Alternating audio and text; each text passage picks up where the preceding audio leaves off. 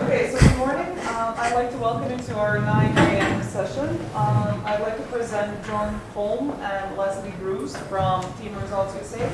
And the presentation is titled The Viking Chicken or Why Linear Game Designs Don't Work. Welcome. It is lovely to see you all here. Now, before we get too much further, I have a confession to make to you, which is that most of this talk, not all, because Dr. Bruce here is going to talk to you about privacy for a few minutes, but the rest of this talk is going to be delivered in an Australian accent. That's because I have great difficulty speaking in any other kind of accent. So if you're having difficulty understanding me, please don't hesitate to put your hand up and say, John, please slow down. Please, John, speak more slowly or clearly. This is a multilingual environment. We've got at least English, French and Australian. So if you're having difficulty understanding me, please don't hesitate to put your hand up. You'll be speaking on behalf of half a dozen others who had the same difficulty and couldn't quite bring themselves to interrupt me. So you'll be doing them a favour. Allow me to do some quick introductions first of all. We have two people presenting today. This is Dr. Leslie Bruce. Dr. Bruce is a mathematician and she had 30 years service in the intelligence community. She ended up with the National Intelligence Council, which is a pretty great place to end up. She ended up also working in cyber security, in Cyber Command, and is just in the finishing stages of writing a book on privacy.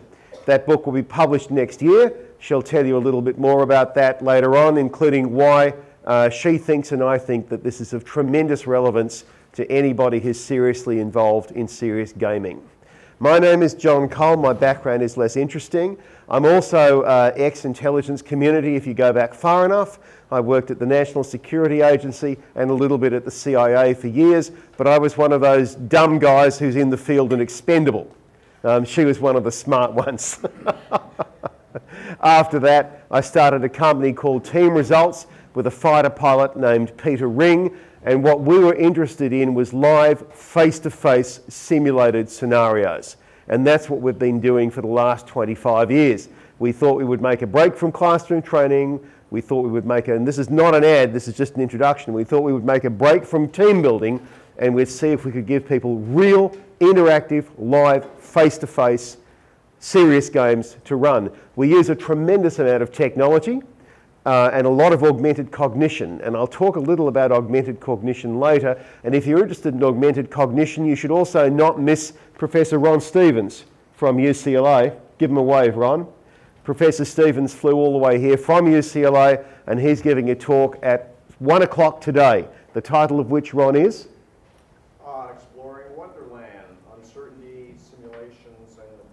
Exploring Wonderland, Uncertainty, Simulation and the Brain. If you have any interest in, come on in please. If you have any interest in augmented cognition, don't miss that. Our company uses a tremendous amount of that technology. We've worked a bit with Ron, but almost all our gear is outside. There's no technology in the classroom, no computers, no keyboards. The technology's all outside. We're pretty good at Hollywood effects. So that's my background. Now today what I want to talk about is two things really. I bring two areas of expertise to this group. Neither one of them is designing or programming games, although I have actually written thousands of lines of code in my life, as has this one. But I want to bring two different areas of expertise today. The first of these is in the area of the fundamentals of game design, the absolute fundamentals, the math of game design. Sue Bowler threatened me with physical violence if I put more than one equation in this talk. So you need to know right now there's only one equation in this whole talk, I promise. It's a straightforward one. It's nothing that couldn't easily be coped with high school math. So I want to talk a little bit about the fundamentals of game design. To the mathematician, a game is a game is a game. Everything is a game. The whole world is a game to the mathematician. Whether it's a serious game or a non-serious game, or you're trying to win a war, or you're trying to win a negotiation, a game is a game is a game. And for us, the father of all gaming is a man named John Nash. Does anybody know that name? Thank God, because none of us would be here without him. John Nash was a West Virginia boy, by the way. He wasn't born too far from where our office is. And he died only recently. He was productive his whole life. He worked into his 80s. So I want to talk a bit about game design. Then I'm going to switch track and talk a little bit about clients, customers, and what they want.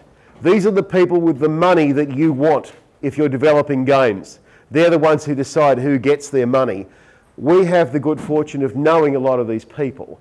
We have about 40 large companies who are clients of our company. We have about 40 federal departments and agencies who are clients of our company. I was talking to one of the CEOs as recently as last night. I bring you a message from them to you about what they want, and I'll hope you find that useful.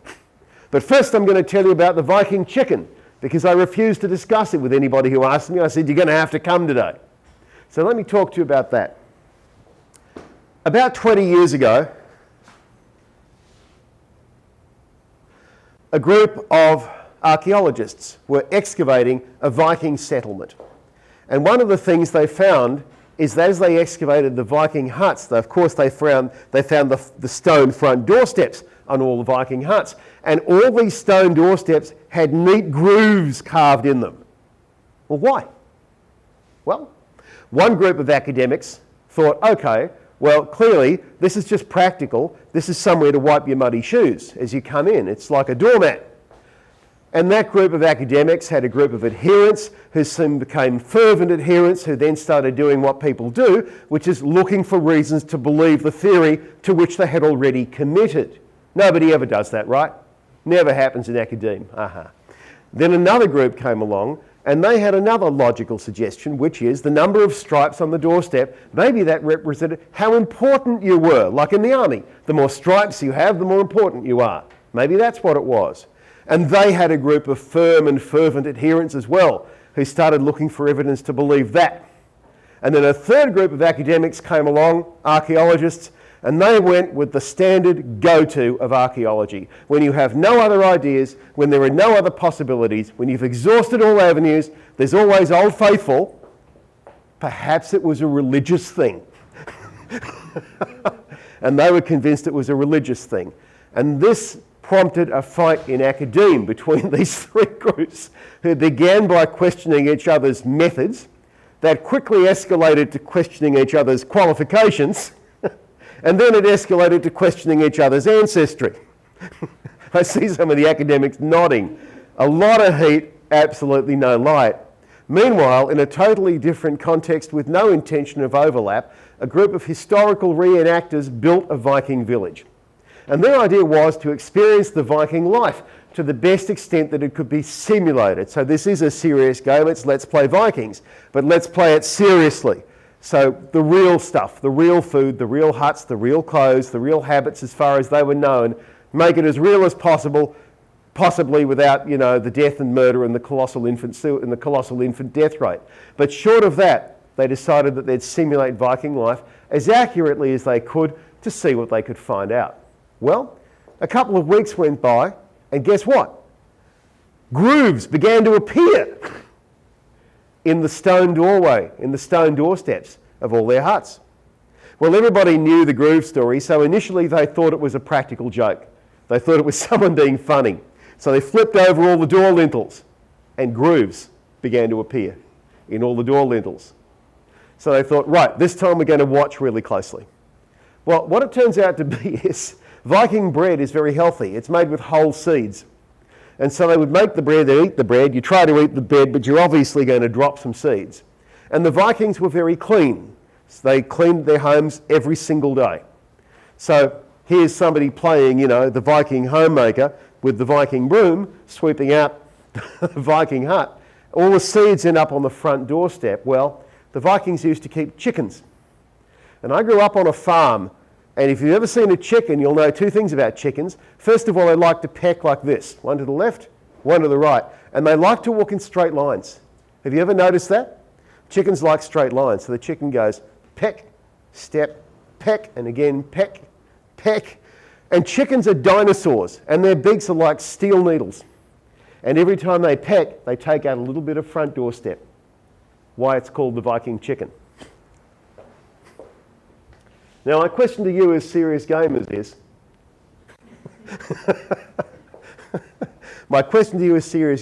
this. Could there be a serious game in which that discovery could be made? Could there be a game that is not designed around preconceptions and ratiocination like the old detective novels where you know that the author's leading you down the garden path with real clues and false clues, and you may not know who did the murder, but the author certainly does.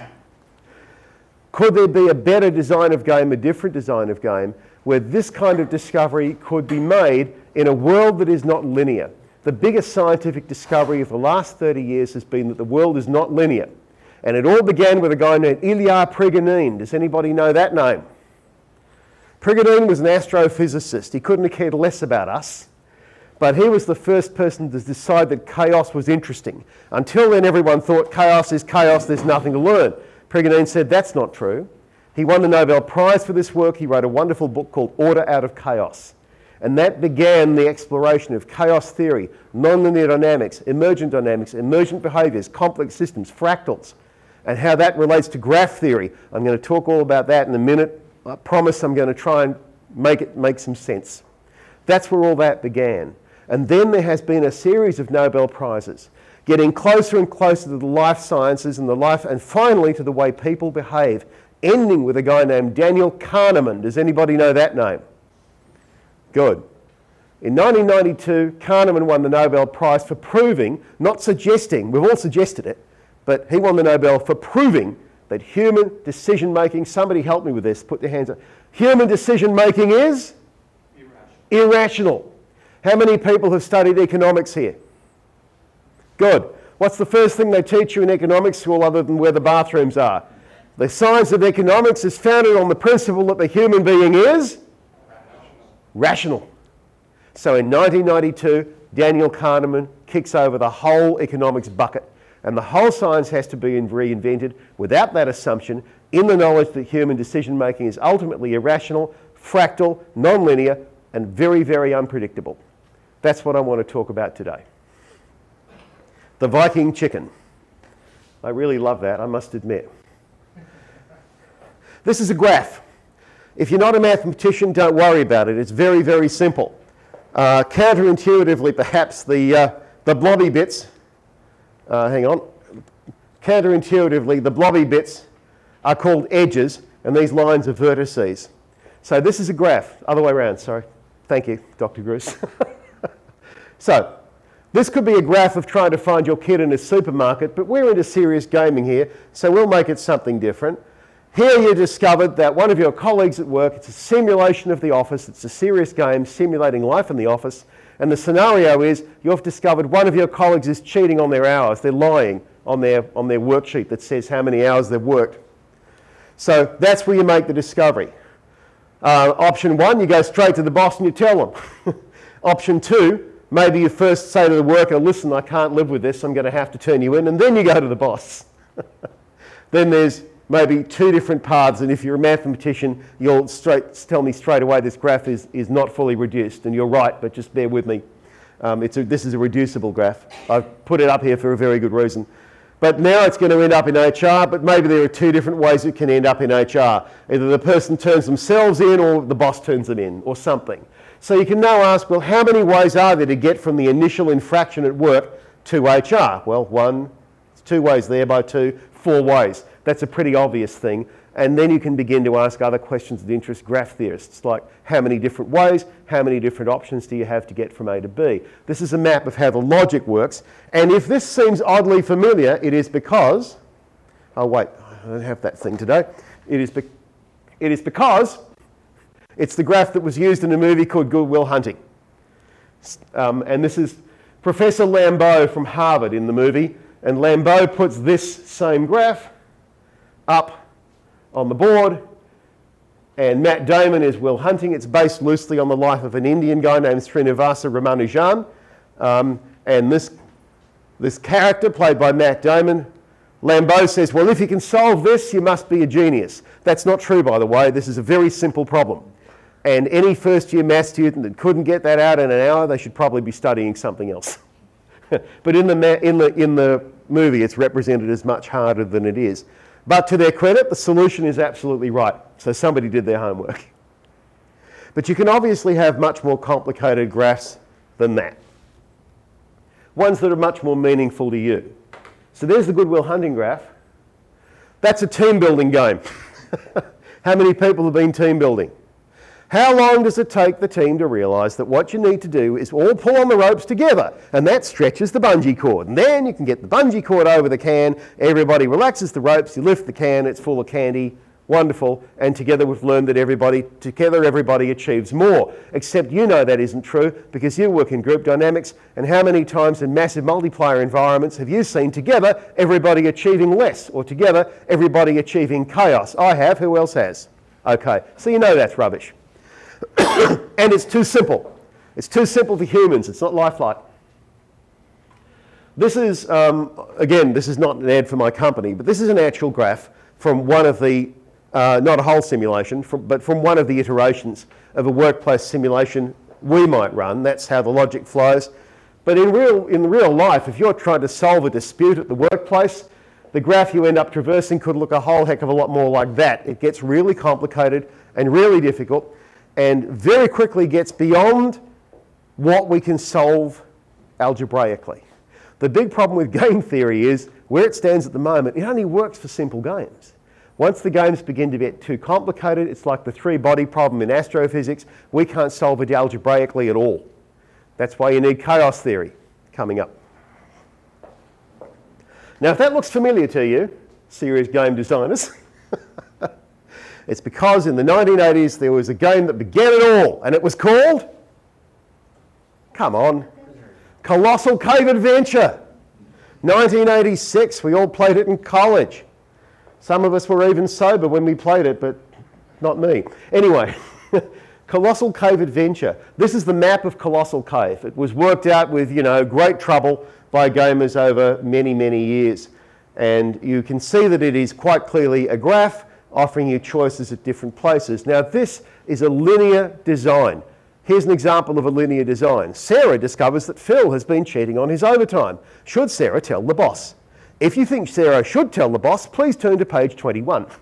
If you think Sarah shouldn't tell the boss, please turn to page 19. That is a classic trimmed branching game. Branching obvious, trimmed because you don't need to program every single branch usually. You can just choose a subset. What I'm trying to tell you today is that games on that design will firstly never be realistic and will never be wanted by people in the real world. I'll explain why in a minute, and there's a way around it. But secondly, there is a wonderful book by a guy named Seth Godin about marketing. It's called Meatball Sunday. Has anybody ever read Meatball Sunday? What Meatball Sunday says is, if you take a meatball and you put cream on the top and you put cherry on top of the cream, you haven't just turned the meatball into a delicious ice cream sundae, you've turned it into something disgusting, something nobody wants. No amount of technology, no amount of sexiness, no amount of graphics, no amount of cleverness, no amount of interactivity will fix a meatball sundae. So the fundamental underlying design needs to be like, come on in please, needs to be like life-like, it needs to be like life. And in life, when somebody's cheating on their overtime, come on and sit down, there are seats up the front. I realise that all of us are the grad students who sat in the very back row in college, but it's time to step up. We're grown up now. In any case, what I'm trying to say is none of those things are lifelike, because if Sarah really does discover Phil's cheating on his overtime and she goes through whatever process she goes through, in a linear branching game environment, if she makes the same decisions 2-3 times in a row, she traverses exactly the same logic path, gets exactly the same result. Agreed? Does that happen in real life? No. You'll probably get a slightly different result every single damn time. Why? Because it might be a different boss, someone could be acting, they're in a different mood, different time of day. It's going to be different if somebody just did something heinous with overtime, as distinct from if nobody has recently and it's not a sensitive subject. There are, to quote an old mentor of mine, 1,001 variables, all going to hell in a handbasket all at once. That's real life. So the Colossal Cave Adventure was a wonderful breakthrough, this idea of designing games. But guys, I know you can't read it there, but this says 1986, okay? It was 33 years ago. Time's moved on. So the first thing I want to say is, total of 4 things to say today. The first thing I want to say is, linear branching designs are unlifelike because they seek to emulate a chaotic world, a world of nonlinear dynamics, a world of chaos. A world in which sometimes tiny inputs can have a colossal consequence and massive inputs can have no consequence. You say the wrong thing, and I've experienced this personally. You say the wrong thing to the wrong person the wrong way, it shuts down a manufacturing plant for 2 days, $2 million a day. Happened at one of our clients. Somebody said the wrong thing. Yet on the other hand, you can have quadruple bypass open heart surgery, and if it's done right, you live to a ripe old age. It's a non-linear world. By the way, non-linear means various things to various people, so just be aware of that. Technically, if you're a mathematician, it's any equation that isn't y equals mx squared plus c, but I'm using it in a more general context here. We actually live in a chaotic world. And if that diagram's familiar, then you've obviously read some chaos theory. I just put it up there because it's pretty, but it's a good introduction to, some of you will know that that is a saddle point.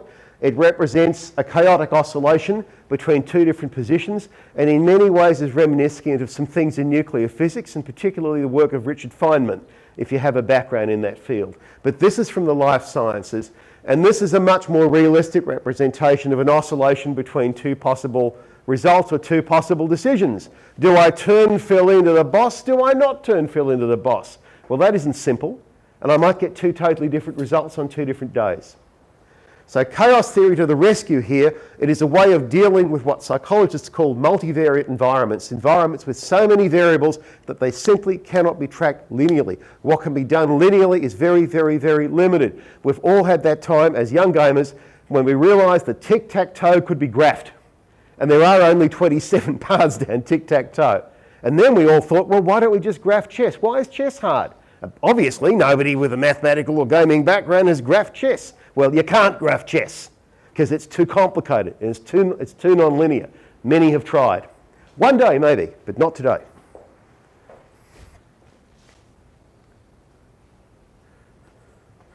In reality, we go from linear to non-linear environments very, very quickly. And that's what realistic gameplay ought to be doing as well. So we start off with something very, very simple.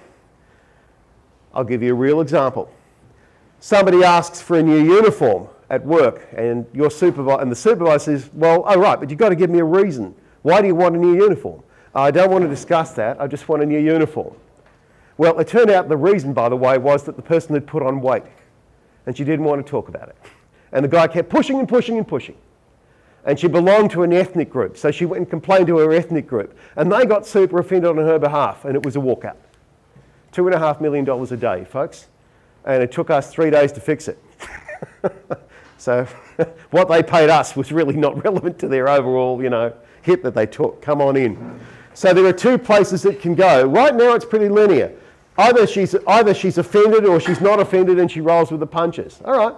If she is offended, there are only two places it can go. Maybe she's really offended or only a bit offended. If she rolls with the punches, there's 2 ways it can go. Maybe she gets the uniform, maybe she doesn't get the uniform, I don't know. But the point is that these repeated bifurcations rapidly lead into a period of unstable chaos, and this is the world in which we live. Am I making sense so far? That's how you go from linear to chaos. That is the experience of real life that humans have. That's what math tells us, psychology too. There's some neuroanatomy in this talk.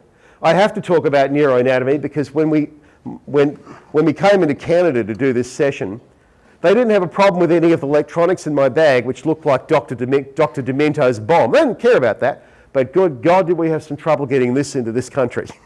This is a model of a brain. They didn't know what it was. I nearly got arrested. I'm going to pass this round. The reason I want to pass this round is so that you can say you've held one in your hands.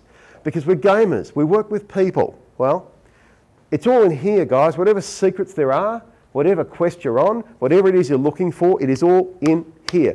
A real one is about half as big again, weighs about 3 pounds. I can help you with the anatomy if you want. It's the most complicated thing we know about in the universe. There may be something more complicated out there, but if so, we don't know what it is. The brain has all the answers we seek. Unfortunately, it ain't telling, and it's highly nonlinear. There are some who say the brain actually can be modelled as a nonlinear swarm of millions of cells. Now, that's a separate branch of math and biology, but it's worth thinking about. I'm going to pass the brain around. If you know neuroanatomy, just pass it on. But if you've never actually held an anatomical model of a brain in your hand before, then do so today. And if it comes apart, fear not, because the person next to you probably knows enough neuroanatomy to put it back together. That was a challenge. So just pass that round while I'm talking, and you can all say you held a brain in your hands.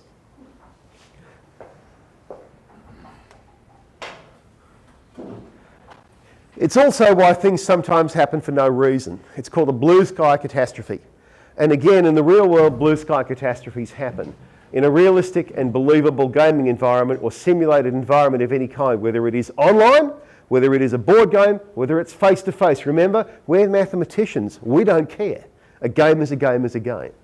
But in a real-world serious game, blue sky catastrophes have to be not something that you programmed in from the beginning in a manipulative way, but a naturally emergent consequence of the nonlinear environment you have created. A naturally emergent consequence. Because that's how the real world works, and sometimes things just go to hell for no good reason. Another way to look at this is there's a series of basins, and you can go from one to the other. I'm not going to dwell on this, but just imagine a series of basins, a really complicated sink in a fancy hotel bathroom that's got, like, for no good reason, got about 15 basins in it instead of one, and we go from one to the other. So we slip into this basin, which is maybe an industrial action, a strike. How the hell do we get out of that? Well, there's a 2 ways in, there's 3 ways out, and maybe here there's arbitration, and here there's just it gets resolved on the shop floor, or I don't know. But anyway, this is a random probabilistic walk through a series of basins where each traversal is not a certainty, not a linear connection, but a probability. This is exactly what Einstein objected to so much with quantum theory, by the way, but it does seem to be the way the world works. Another way to model the same idea is with a concept called the hidden Markov model. I'm not going to get into that much either, but I strongly recommend this as something to think about as you design game logics. How many of you are familiar with the term hidden Markov model or Markov model? Dr. Gruss? Who else? A couple of you. Good. You can keep me honest. The reason I'm not seeking your feedback is I want your feedback on something else in a minute, and we have limited time. A Markov model just says that the state of the world is unknown to you because you aren't God and you can't be all-knowing. All we see is a garbled version of the state of the world. We see certain behaviours in a serious game, certain behaviours in the office, and from that we infer what's going on, but the key word is infer, and infer means guess, based on our probabilistic knowledge of human behaviour. So the idea of hidden Markov modelling is that you can put a finite probability on the transition between all the various states, and then accept that you will only ever observe a garbled version of that. It's used in gaming. You're probably using hidden Markov models yourself. If not, think about it. Another place you'll find hidden Markov models is in pacemakers, heart pacemakers, which are constantly re-estimating a statistical model of the heart based on observations to figure out what's going on.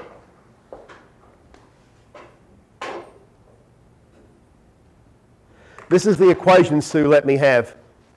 This is my one equation. And all I wanted to demonstrate to you here is, before you despair, one of the other great discoveries of chaos theory to this point, perhaps the greatest, is that great complexity can result from very simple things. The bifurcation diagram, the Markov model, with 2 ways of illustrating that. Here's another. Who recognises that equation? Anybody? What's it for, please? Yeah, it's the equation for the Julia set. But if you start playing funny games with the variable c, then yes, you'll get Mandelbrot sets. Yes. It's an equation for a fractal, folks. Look at the complexity of the fractal, look at the simplicity of the equation. That's chaotic emergence. That's how you can generate great complexity from simple inputs. Not through linear modelling, because nobody knows how to do that, but through generating and experiencing those stochastic outcomes, through experiencing the emergent behaviour. That's how you get a flock of seagulls in the sunset to look like one intelligent organism. It almost looks like it's making decisions for itself. The same with 10,000 pissed off people in a New York traffic jam seen from above. It looks like a hyper-intelligent octopus. It seems to have its own purposeness. And if you want to see that in real life, watch Lord of the Rings.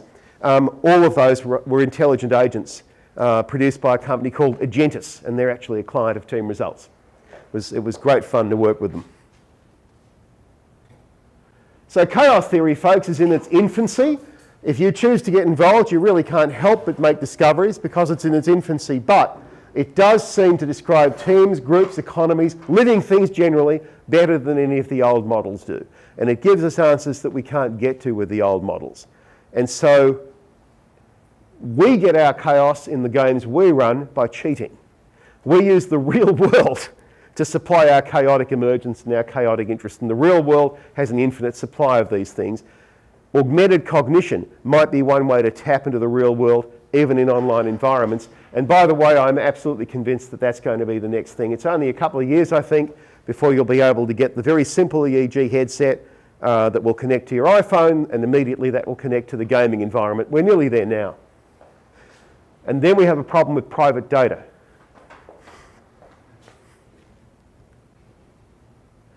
Now for the real world. What do real workplaces want? Just by the way, this is just an example. These are some of the real workplaces I'm talking about. I'm not going to dwell on this. They're all clients, but at least you know they're real places. Real workplaces only want three things from you. The first of those is results. The second of those is results. The third of those is results. They don't give a rat's rear end about anything else. They don't care how pretty our ideas are, how good our game is. Results is all they want. It's not a charity. They're not there for their health. They're there to get results. Why? Because they're terrible people? No. First of all, it's a business. It's not a school. They're not there to be educated. It's a business. And second, it's their necks on the line. If they do the wrong thing, if it doesn't work, they're out. Bring on the next one. And it's about the client. Never about you and me. It's always about the client. First, foremost, every time, every single time, it's about the client. The prettiness of our methodologies, they don't care. Results is all they want. And the Holy Grail is always this. Behavioural change is the only reason to get people to do simulations or serious games of any kind, guys. Enlightenment doesn't help a business make penny one. Behavioural change, though, that's the Holy Grail. Well-aligned behaviours, behavioural change, behaviours that help the business, that is the Holy Grail. And that's what they want from you, behavioural change. Results. Observable, measurable results. Let me see if I can convince you. I talk to a lot of CEOs and people in government and industry, rooms like this, often quite larger than this, and these are the people who have the money that you want. These are the people who control the money that you're trying to access to run your operations. So over the last 3 months, every time I've been doing this, I've decided to ask them a question and poll the results, and we did this electronically, so the results are pretty accurate. And I said to them, how up to date do you think the training is right now that you're buying and delivering to your people? Where do you think it is? Well, less than 5% of these people think the training they're delivering and buying now is up to date. 25% of them think it's 1990s, about the same for 1980s, about the same for 1970s, and the majority, the winning entry amongst the people that buy training, think that they're being sold models that are 1960s or earlier in vintage, and they're right. So there's your market opportunity, okay?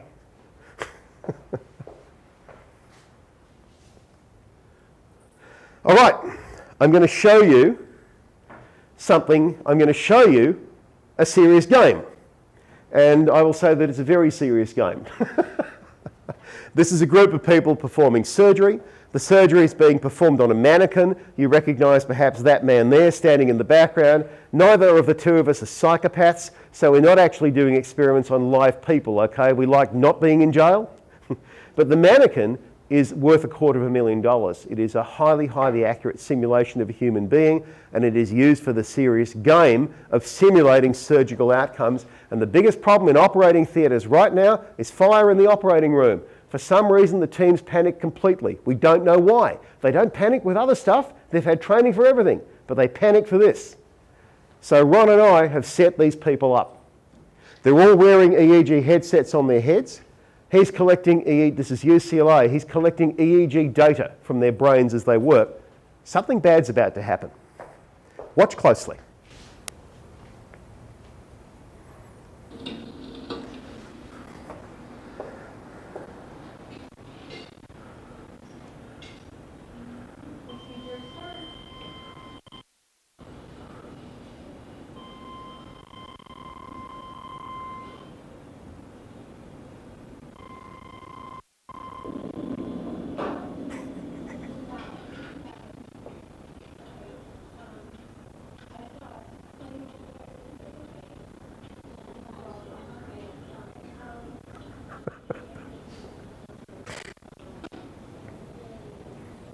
I can tell the real game designers, you're the ones laughing.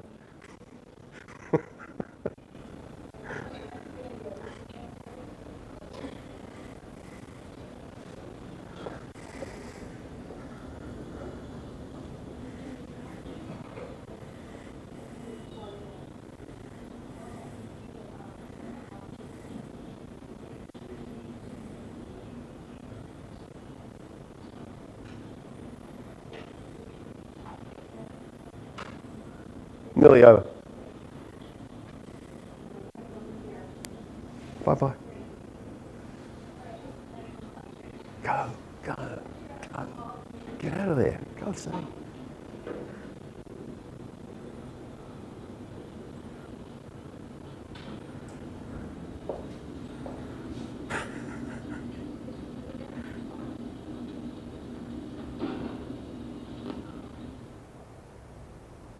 How many people saw loss of team rhythm there? How many people saw an epoch where they just seemed to lose their sense of urgency and their certainty about what to do next? How many people saw that? A lot of you. And you're not even surgeons. Obviously, Ron and his team had surgeons look at that. There is nothing they didn't do wrong. They left the oxygen on. They had a long discussion while the patient's face was on fire. I especially love the part where the nurse bends over to pick something up off the floor as they're getting the patient out of there. I would have thought the patient perhaps ought to be the priority, but what do I know? So through studying these things, we get to see emergent chaos and emergent dynamics. And we learn together, all of us learned a tremendous amount, and we don't have time to get into it here. It's a talk for a different day. From looking at the EEG signals that came from their brains, but there is an example of what I'm talking about. Here's one more, and then Dr. Gruss is going to talk to you about privacy. This is a nuclear submarine team. Somebody that works with Ron had the inspired idea of setting the EEG symbols that came from their brains to music. How clever is that? And she assigned a musical note to an EEG symbol generated not by an individual, but by a gestalt of 6 people in command of a nuclear submarine. So, you are listening to the living team brains of 6 of the most highly trained team people in the world. And you are about the 10th audience ever to hear this. So feel privileged. They're piloting a fake nuclear submarine. It's a serious game. It's not a real sub, obviously. They're getting into trouble, danger of service collisions, and then back out of trouble. It's all cued for you on the screen. Listen to their brains.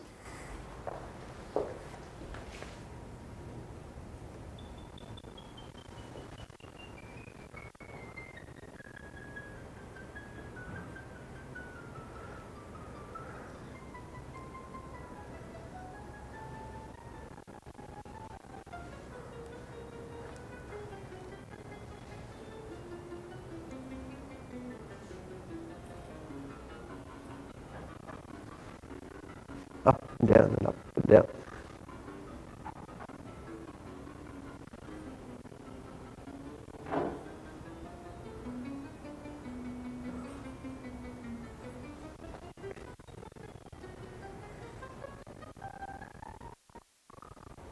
That's what phew sounds like. It's bad enough when you bend your father's car. Can you imagine bending a $3 billion submarine? We also use augmented cognition environments. This is one of ours. I'm not going to explain it. I just want you to see that it's real. There's real technology out there. We're really doing it. Your target, should you choose to accept it, is this structure in the brain. And this is my last point before we talk about privacy. It's called the amygdala. How many people have heard of it? Good. Excellent. It means shaped like an almond. You can see it on this model I've passed around. It's the place where 3 important things meet: memory, attention, and action. And the amygdala is the Yahoo center. If you can generate in your gaming environment that sense of, yes, woohoo, we're awesome, we rock, we did it, baby, that's the amygdala lighting up. That's what that is. That's why young people are so addicted to a party drug known as Molly, MDMA. It stimulates the amygdala, okay? It creates a false sense of achievement. That's why young people find that drug so attractive. But you simulate it for real, you set it off for real. Your goal is to set off the amygdala. If you do, people will love you. And remember that human joy is the important component always. So using augmented cognition, hang on, sorry. Using augmented cognition is how you do that. And now, Dr. Gruss is going to talk to you about privacy and privacy nightmares. Well, how is that relevant to this talk? Seems like a bit of a departure. No, it isn't. She's going to tell you why. Dr. Gruss. So you're building your game. You're having a great time. Life is good. Just like a Toyota, you're cruising along. And then pow! The people in suits show up. And they said, you integrated augmented cognition into your game. I don't care how. We did online, we did face-to-face, doesn't matter. Because now you've entered the privacy zone. So privacy is the area I'm working in now. I'll be publishing a book on it next spring, having spent 30 years in the US intelligence community. And before we finish talking about the future today, I want to tell you guys what's coming, because you need to be prepared. In studying for my book, I've learned that law always lags behind technology. So successful legislation in the United States, and I'm sure it's true in many other places as well, requires the stars of the universe to align. You need congressional will. You need precedents in the courts. State laws can drive it. Regulatory outcomes can drive it. Crisis can drive it. And the will of the people is probably the most important. You guys are all vulnerable to the will of the people. And the will of the people right now says in the United States, we want privacy law. We've already seen it in Europe. Any Europeans in the audience today? Yeah. GDPR is already there. I've already had an encounter with a European at this conference who was very aware of the general data protection regulation and asked the room yesterday before she gave her talk if it was okay if she took a photograph of the audience. California, where Ron is from, already has a California Consumer Privacy Act. And then, of course, you can't help but pick up the paper every single day and read about the furor with Facebook and the other big five that's going on right now. So the basic message here is you're flying low over a swamp of alligators, and you better be ready, because they're gonna snap. So why am I telling you this? I only have 4 points to make. Point 1, personal privacy is a shared human value. It's something that's really important to many cultures. Okay, there's the old proverb you've probably heard, a man's home is his castle, right? What I say goes in my own home. I can do what I want.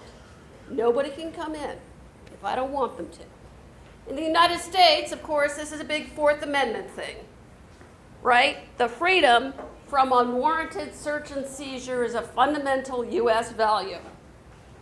For the Commonwealth nations, Canadians in the room, there was a famous English jurist named William Blackstone who basically talked about the immunity of a man's home around the same time as the US Constitution was written back in the 18th century.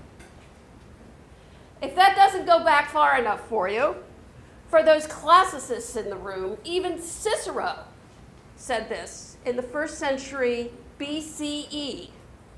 What more sacred, what more strongly guarded by every holy feeling than a man's own home? Point 2, fair information practices. This whole privacy thing, if you haven't encountered it before, it seems very mysterious. Do you want me to stop, or can I have 2 minutes? Okay. Way back in 1973, this study was done by the U.S. Department of Health, Education, and Welfare. And they were talking about private information and data records. And if you turn to this page, page 41, there's 5 little points here.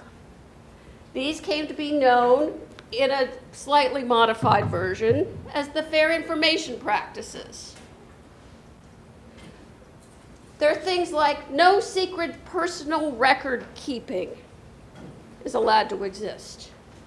That a person should be able to find out what information is held in data repositories. Now remember, this is all government data repositories at this point in time we're talking about. That you should be able to correct or amend what's in the data repository. And that the organization holding this record has an obligation to make sure that the data is kept safe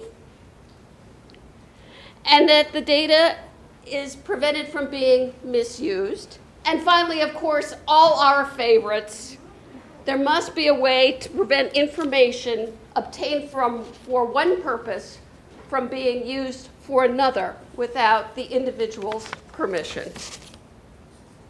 Point 3, you gotta protect the data and protect the equipment it touches. This is what cybersecurity is about. This is what information system security is about. For a business, whether you're a big business or a little business, this is part of your enterprise risk management strategy. Okay, these are the things you do to protect your organization. You have to protect the data, the systems it lives on, and you have to identify the threats, look at the vulnerabilities, and implement safeguards against them. So at the end of the day, point 4, privacy law is coming in the United States, so you might as well embrace it.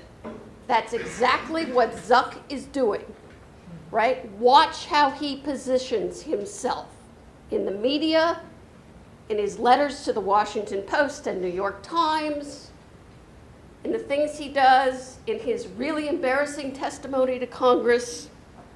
He wasn't embarrassing, Congress was embarrassing. There will be laws that affect your code. So as John has said in the past, there are only 3 types of people in the world. Those who make things happen, those that know what happened, and those that say, what the hell just happened? Don't be in that last group. Thank you. Thank you.